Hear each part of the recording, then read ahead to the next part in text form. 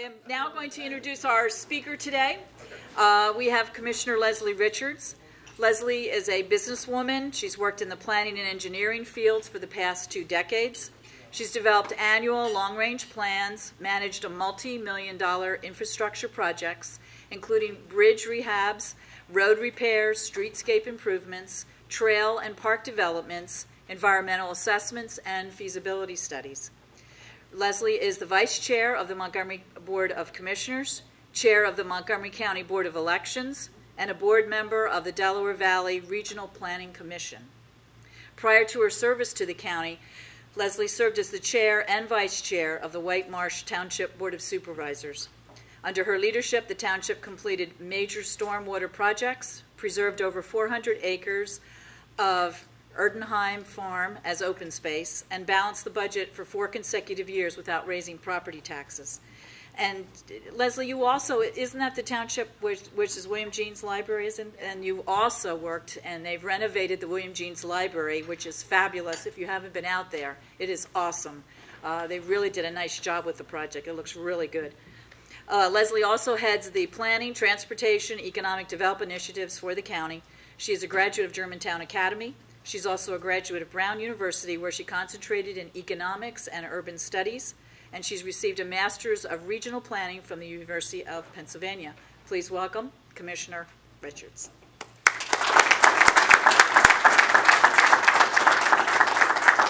Thanks, Kathy. Can everyone hear me if I just speak here instead of behind the microphone?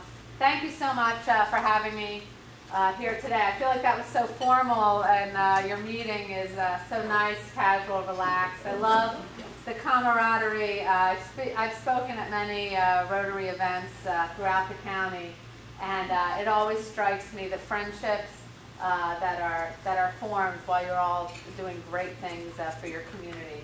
And hopefully it's not a surprise now, as you've seen the newspaper coverage, and maybe some of you have seen some of our meetings or read some of the articles.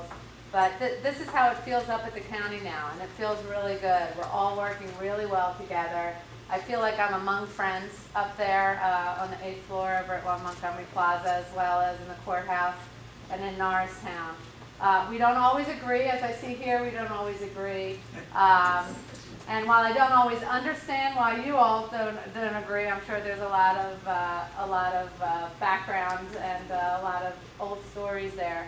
But the one thing that we do have at the county now is respect for each other. We all give our opinions. There's definitely differing views that are always voiced, but I totally understand where the other commissioners are coming from. They understand where I'm coming from. And so far, every single vote we've taken has been a 3-0 vote. We've been able to come to consensus, we've been able to compromise, and we've been able to really keep our eye not only on the bottom line for our finances, but also what we feel is best for the county, and working very, very well together. So I'm happy to report that. I just want to give you a few snapshots of what's going on around the county. I'm happy to answer any questions that any of you may have as well. Unfortunately, what I have to report is that the county is really, as far as finances are concerned, we're in a mess up there, and a lot worse than I thought. And trust me, I did my homework. I am a numbers person. I studied so hard. Was ready to get an A+ on that exam when I came in January. And in some ways, I feel like I studied for the wrong test. I took all the information I was given. I researched everything. I interviewed people. And when I got up there, things just weren't what I expected, and not what Josh or what Bruce expected either. From the very first day, we were sworn in the morning of January 3rd, and by 1 o'clock up at the county offices, we found out that we had a $10 million gap that we did not know about. And that was just for this budget, for 2012. And so we had to figure out how are we going to bridge that $10 million gap. And then the following week, we found out that while we knew there were some issues in the garage across the street at the courthouse, we didn't realize how bad they were. And that added tens of millions of dollars to those fixes. Then we found out that Montgomery Plaza, the building we actually work in, also is not in great shape. Anybody who's been up there can see the scaffolding that's up there now to protect people literally from the facade falling off of the building. Luckily, we've ordered some studies and assessments to see how the rest of the building is holding up, and thank goodness it is holding up much better than the outside, but it needs to be fixed. When some light bulbs went out in the parking garage that the jurors use, right next to the DDP office, we went to fix the light bulbs, and we found out that the floor is actually bowing, that some of the staircases are unsafe, and that ka-ching, ka-ching, ka-ching, many $1 million to fix that. So our own assets, our own infrastructure that the county owns is not in good shape. And it hurts me because this is the profession I've worked in for more than 2 decades, as Kathy read. And in some ways I feel responsible because as soon as we went in, I said, we have to study this, we have to find out, what are the issues here. And in some ways I feel that I have been extremely successful as a commissioner because now Bruce and Josh can discuss infrastructure in such detail. So proud of them because that's what we talk about on a daily basis. And these things need to be fixed. As any of you know, in some of your own experience, when you don't take care of property, it just gets more and more expensive to fix. And so we know that if we don't put some money in it now, a few more years down the line, exponentially, it is going to grow. So these are the things that we need to look at. And in doing so, we've been able to see some efficiencies. We immediately looked at all our departments and saw where we could combine and make some of those efficiencies. And the first thing we did is we created a Department of Assets and Infrastructure, and that now oversees our public property, our roads and bridges, and our parks. It's allowed us to share work among the people and the staff. We don't now have to hire seasonal, and we don't have to pay overtime like we had to. Obviously, somebody who is clearing a sidewalk, plowing a road in the winter, can mow a lawn and help us out in our parks in the summer. And it's been a really great way, and we're already seeing the cost savings. And those are the types of things that we've been trying to do. One of the things, while I expected all the infrastructure issues and the planning and the economic development, one of the things that I have really been surprised by is the dedication of some of our county staff, especially in all of the social services, all of the care for our seniors, and the care for our children. I'll never forget the first breakfast I spoke at for the developmental disability community, and I turned to a woman next to me at the table and I said, what brings you out here? And it was a fabulous community, great camaraderie at this breakfast. There were hundreds of people there, and she just looked at me and she said, I have a 40-year-old son who's still in diapers, and I need to take care of him on a daily basis, 24 hours, 7 days a week. And these are the things that have just not been part of my reality, have not been part of something that I think about on a daily basis. And I am just so proud of what we do as a county, of how we take care of those who need it, and how we offer support and resources, whether it's a shoulder to lean on, or whether it's physical resources, monetary resources. And those are the things we're going to struggle with as we have to balance our budget now. It's always in the back of my mind. And I'm surprised and amazed when I see that people who have worked for our county for decades, I met some people who have worked for the county for 30, 40 years in very difficult situations.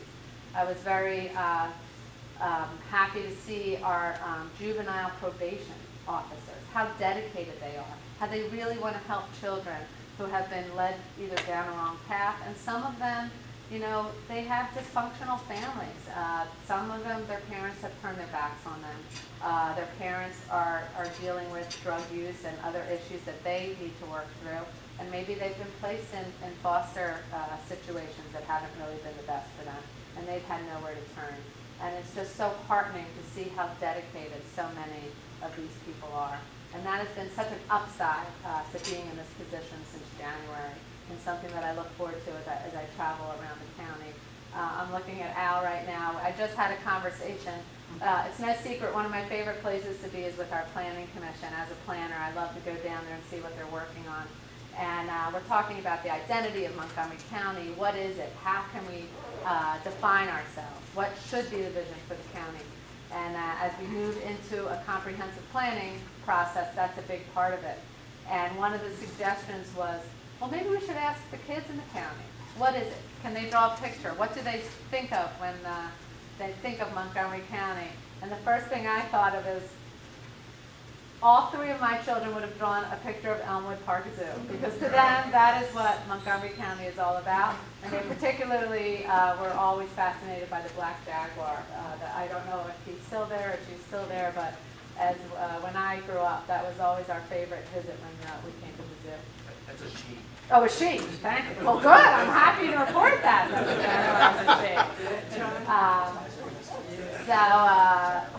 So these are all the things that we're dealing with. I just have to say, this is a phenomenal opportunity. I love being your county commissioner. It is just a terrific job. The people I'm meeting, the business owners I'm meeting, I love Norristown. It's been so great to get to know the people who work there better, to get to know the people who live there better, and to get to know our county seat better. One thing that I did not expect to get to know better, I did not expect to be chair of our election board. I have to say it wasn't one of the reasons why I ran for this office, but I have to say I'm very happy to be there, particularly now. And wherever I go, I want to speak out about this. There is a new law in Pennsylvania, the voter ID law, and I feel very passionately about the fact that we need to educate everybody about this law. I am very concerned that in November, people who want to vote in that election will not be able to, because they either don't have the proper ID and they weren't educated on this law. So I just want anybody to know, if you have any questions, please call us at the county. Please call Voter Services.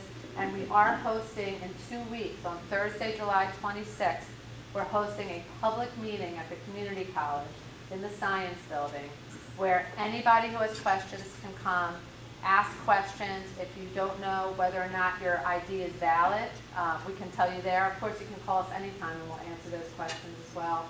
But I'm very concerned, particularly how it will impact our seniors, how it's going to impact people in low-income areas who depend on public transportation, and how it is going to impact so many people here in Montgomery County.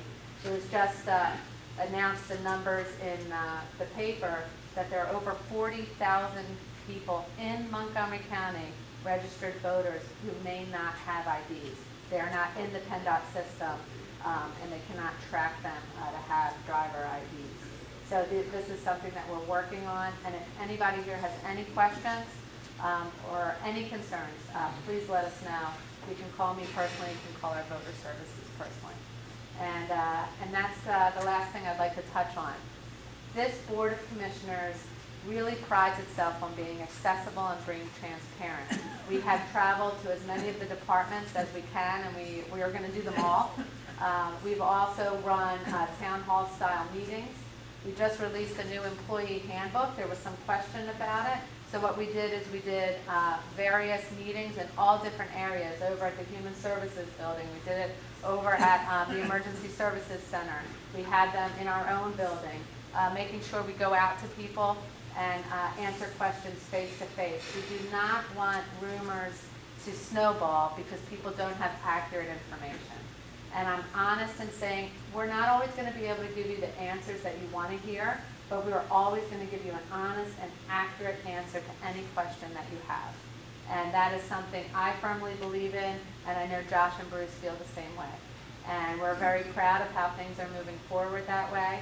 And we just want to make sure that everybody knows where we are in 1 Montgomery Plaza on the 8th floor. Feel free to call us. Feel free to set up an appointment to meet with us. Feel free to email us at any time. We definitely are able to govern better when we hear back from everybody else. And a lot of our cost-cutting measures have come from emails from our own staff who have worked there, and they've just never been asked. It's been so surprising to me. They've never been asked, do you have any great ideas that can save the county money? And they've come up with great ideas. And a lot of them we're able to follow up on right away, and some we're looking into. So that is the state of the county as it is now. We're about to approach the budgeting process. Josh and I, when we ran on a zero-based budget model, and that's what we're starting to implement right now. And Bruce will be the first one to say he's not sure if he believes in it or not, but he firmly believes in the staff who we have hired and brought on board to implement this. We have somebody who has had years of government public finance experience, who knows all the bond rating agencies, who lives and breathes this stuff. He talks about it all the time, and I firmly believe in it. We're asking all our departments to look at their core missions, to find what they should do, and then support that with what resources do they need to perform their core missions. And we think we're going to be able to save a lot of money that way, and we think we're going to help get our fiscal house in order by going through this process. We are doing it now. In the past, other boards have looked at the budget come November, come December, and that's too late. You never want to have your back up against the wall when you need to make a decision and not have the time to get all the information you need to make that decision, and also bounce ideas and tweak things and really try to work through things if you don't see them from the same way. And that's why we're starting now, as we've started everything. We want to get a good idea now so that we always have that time. Again, I bring it back to infrastructure. You never want to repair something when it's an emergency. We all know if water's coming through your roof in a big stream, you've got to just call the first plumber you know who can get out there first, and you're going to pay whatever price that plumber is charging. But when it's a trickle and you have time to take a look and see what you need to do, then you can make your best decision, and that's really how we're running your county government. And at this time, again, I just want to thank you so much for having me. I love being here. I love talking to you. I love your dedication for Norristown and doing good things, and you having a good time while you do it. And I'd be happy to answer any questions that anybody has, if you have any. So open up the floor. Go ahead. In light of your financial situation, what is going to be your position on the fracking of Marcellus Shale in Montgomery County? Well, right now there's a moratorium in southeastern Pennsylvania for the next few years.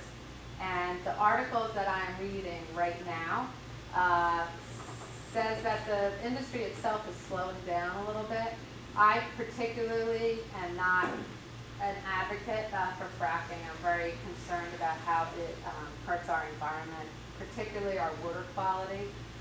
My very first job out of school was with the EPA, and I worked on water quality issues. And I'm very concerned of how it is going to impact our water supply. I don't think, again, as I said before, I don't think the time has been taken to properly see the impacts that it will have on quality as well as the supply of water, how it's impacting people's wells. I understand people are eager to make money, and I don't, in any circumstance, I don't want to stand in the way of business. I understand it is a business, but I'm concerned about the heavy trucks, how it impacts the roads up in these rural areas. A lot of these roads aren't paved like the roads down here, and it's really having an impact on the communities. And I firmly believe that there should be more than just an impact fee to help the entire state with all the drilling that's going on. As a county commissioner, it's more a state issue, but that's how I feel about it. What IDs are required to vote? What is acceptable? You can use your driver's ID. If you have an ID from an academic institution and your students, if it has an expiration date, you can use that.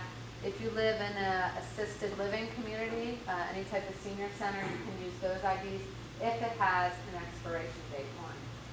The best website that I have found to keep up to date is a website that's run by the Committee of 70, and it is www.70, written out, SEVENTY.org. And they are really on top of it and trying to get as much information. It's a bipartisan group. They don't play politics at all. And in fact, their Vice President, Ellen Kaplan, is going to be the facilitator of our meeting on Thursday, July 26th, to help us answer all the questions that we have. And the law is changing on a daily basis, so it's really important that we keep up to date on things. But as of now, those are the valid IDs. There are military IDs that are being accepted as well. Military IDs are being accepted. Not the county issued military IDs, but if they're issued from the military agency. Second question, where do you go to get an ID if you need one? You can go to PennDOT and get a non-driver's ID. If you are from Pennsylvania, born in Pennsylvania, you don't need to show your birth certificate and I believe another form of ID, Social Security, to get it because they have the records. However, if you're born outside of Pennsylvania, you do need to show that documentation to get your ID. Now, when you said dated, so does the expiration date have to be after the election date, or does that not? It has to be a valid, I believe they're giving you, and I have to check on this, but I believe they're giving you a 1-year window if you have an expired driver's license. It has to be at least a year. If it's longer than a year, it's not valid. Right, and I guess my other question is, what's the status of the Human Services building? Is that going to be sold privately, like they had discussed before? There has been a buyer who is interested, and those negotiations are still being discussed, but nothing has progressed. At least it hasn't come across my desk yet.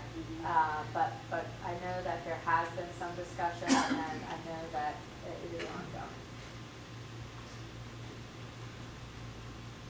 If an organization wanted to help those that did not have voter ID, is there public access to the list of registered but not validated voters that you could then go out to those communities and help those people?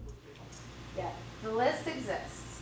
It's at the state hands now. We have requested the list, but we are not in receipt of it yet. Other counties as well, Philadelphia has requested it. I believe Allegheny County also, the 3 largest counties in Pennsylvania.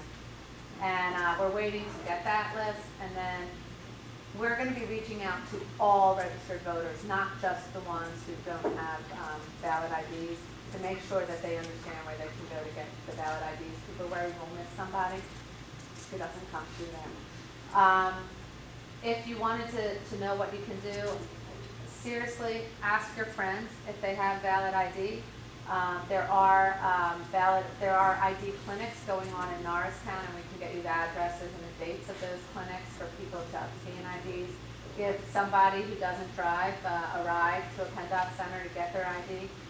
But seriously, just asking your parents, your siblings, any seniors that you may know, to make sure, neighbors, to make sure that they'll be able to vote in November. How do you handle absentee ballots? The absentee ballots are being, actually they were just released yesterday. The official absentee ballots are online right now. And that is still something that our solicitors are looking at, of how absentee ballots will be questioned. I know originally, and I don't believe anything's changed so far, you can vote absentee, but you still have to provide an ID within 6 days of that absentee ballot being received. Valid ID, if you do have a driver's license and you put your number, your driver's ID number, I believe that does make it a valid vote. However, if you don't have a driver's ID number, I'm not quite sure how you're going to show your ID within 6 days. I mean, it's problematic. It's confusing. It's confusing for us who've been following it so closely, and I know it's confusing for everybody else. But as soon as we get that information, we're going to try to get that information out as fast as we can. And again, the Committee of 70 is doing a great job making sure that their website is updated and answering all calls on those issues. But that is definitely a question I get all the time. The other question I get a lot, and this does impact women, is maiden names. If they've been using their maiden name, either on their registration and never changed it, or on their driver's license and never changed it, and it doesn't line up, how is that going to be interpreted? And while I would like to say we are going to be as lenient as possible and give everybody the opportunity to vote, which is the way I would love to do it, we have to do obviously whatever we legally are allowed to do. So we're asking the attorneys to look into it right now to let us know how we have to interpret that. But it is going to be an issue. Our media director up at the county, I don't know if you guys know Frank Custer. He's been involved in the county for a long time. On his driver's license, it says Frank X. Custer. On his registration, it says Francis X. Custer. And there is a question as to whether that will be a valid ID when he comes in to vote. I mean, that's just, you know, as we're talking at a table with 6 people, this law is impacting so many people, and I think people forget about that. And so these are the issues. And so again, if you know somebody who has an ID, these are the questions that we need to know. And we want to make the lists available so people can call up and say, what am I registered under, and what's my ID say, so that they will know. I feel, though, that it's still good. I mean, if you're smart enough to vote, then you should be smart enough to have some kind of ID. Having an ID, you need IDs to do things. However, there are people who cannot get a valid ID, whether they haven't been born here, maybe they weren't born in this country, but they've been living here for decades. Maybe there's no record of their birth.